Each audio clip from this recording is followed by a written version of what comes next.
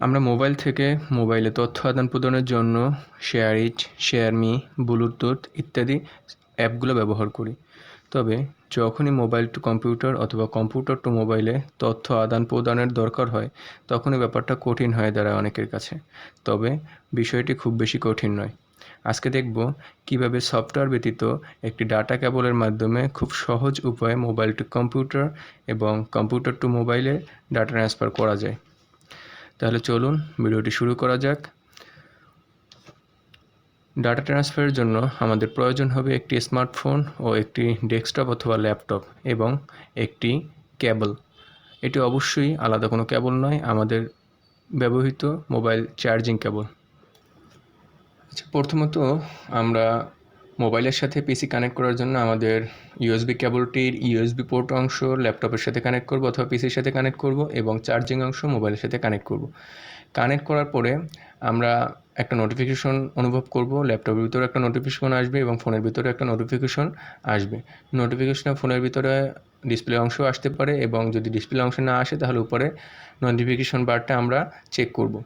তো এখানে দুটো অপশন দেখতে পাবো, একটা হলো ফাইল নামে আর একটা হলো ফটো বা পিকচার নামে।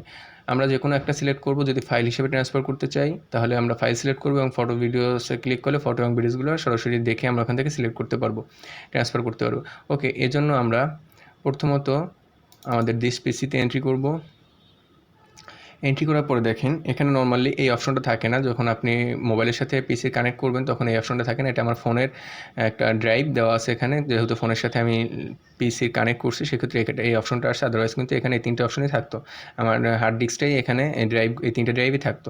তো যেহেতু আমি এটা কানেক্ট হয়ে গেছে অলরেডি, সো আমি এটার ভিতরে এন্ট্রি করি এবং দেখবো আসলে কীভাবে করে ট্রান্সফার করা যায়। খুব ইজি এটা ব্যাপারটা। আমি এখান থেকে কিছু পিকচার ট্রান্সফার করব। সাপোজ আমি এখান থেকে এই পিকচারটা ট্রান্সফার করব আমার ডেস্কটপে। আমি এখান থেকে কপি করে নিচ্ছি। কপি করে আমি আমার ডেস্কটপের পিকচার অপশনে গিয়ে এখানে আমি পিকচারটা পেস্ট করে দিচ্ছি। সাপোজ পিকচারটা অলরেডি চলে আসছে এখানে। তো আমরা এভাবে করে আমাদের মোবাইল থেকে ইজিলি আমাদের ডেস্কটপের পিকচারগুলো নিয়ে আসতে পারবো। আমি আবার দেখাচ্ছি। এখানে আমার মোবাইলের ভিতরে এন্ট্রি করলাম পিকচার, এখান থেকে যে কোনো পিকচার আমি এখানে কালেক্ট করছি। সাপোজ এখান থেকে একটা ভিডিও নেই, আমি ভিডিওটা কপি করছি। কপি করে আমি আমার ডেস্কটপের একটা ফোল্ডার পিকচার অংশে আমি এখানে পেস্ট করে দিচ্ছি।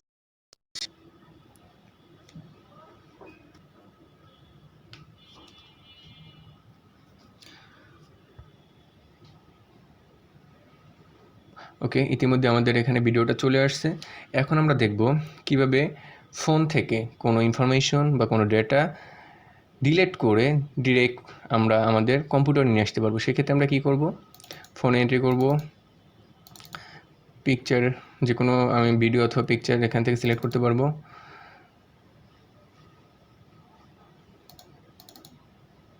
আচ্ছা, এখান থেকে দেখি আমরা যদি এই দুইটা ভিডিও আমরা ফোন থেকে রিমুভ করে আমরা ডেস্কটপে নিয়ে আসি, সেক্ষেত্রে আমাদের কী করতে হবে, এখানে সিলেক্ট করে মাউসের রাইট বাটন ক্লিক করে এখানে আমরা কপি সিলেক্ট না করে এখানে আমরা কাট সিলেক্ট করব এবং আমরা আমাদের ডেস্কটপে এখানে এসে পেস্ট করে দেব।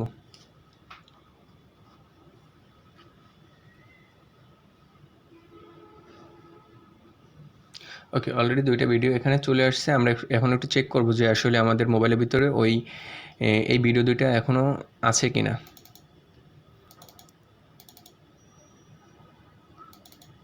এই যে এখানে তিনটে ভিডিও ছিল, এখন একটা ভিডিও আছে। আমরা যখন মোবাইল থেকে কোনো ডাটা ডিলিট করে ডেস্কটপে নেব সেক্ষেত্রে আমরা কাট করব এবং যখন আমরা মোবাইলেও থাকবে এবং আমাদের পিসিতে ট্রান্সফার করব তখন আমরা জাস্ট কপি করে পেস্ট করে দেব।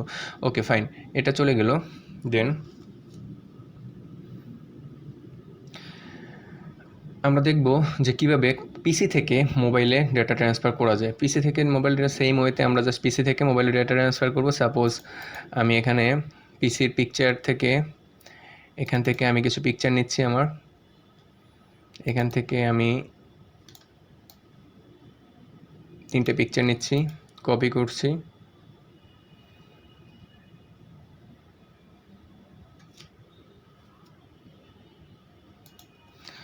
করছি, এবং আমার এই যে ফোনের যে অপশনটা, ফোনের ভিতরে এন্ট্রি করছি এবং এখানেই আমি পেস্ট করে দিচ্ছি বোঝার সুবিধার্থে, এখানে পেস্ট করে দিচ্ছি। ইতিমধ্যে আমাদের ওই পিকচারগুলো এখানে অলরেডি চলে আসছে। সো আমরা সেম ওয়েতে আমরা মোবাইল থেকে পিসিতে ডাটা ট্রান্সফার করব কপি এবং পেস্ট করে, এবং সেম ওয়েতেই আমরা পিসি থেকে মোবাইলে খুব ইজিলি ডাটা ট্রান্সফার করতে পারবো। সো আপনারা যে কোনো আপনাদের মোবাইল থেকে যে কোনো ফাইলে ট্রান্সফার করতে পারবেন এখানে, এবং যে কোনো ফাইল থেকে মোবাইলের স্টোরেজে ইজিলি আপনারা ডাটা ট্রান্সফার করতে পারবেন। আশা করি ভিডিওটা বুঝতে পারছেন এবং ভিডিওটি আপনাদের উপকারে আসবে। ভিডিওটি ভালো লাগলে লাইক, কমেন্ট এবং সাবস্ক্রাইব করে আমাদের পাশেই থাকুন। ধন্যবাদ।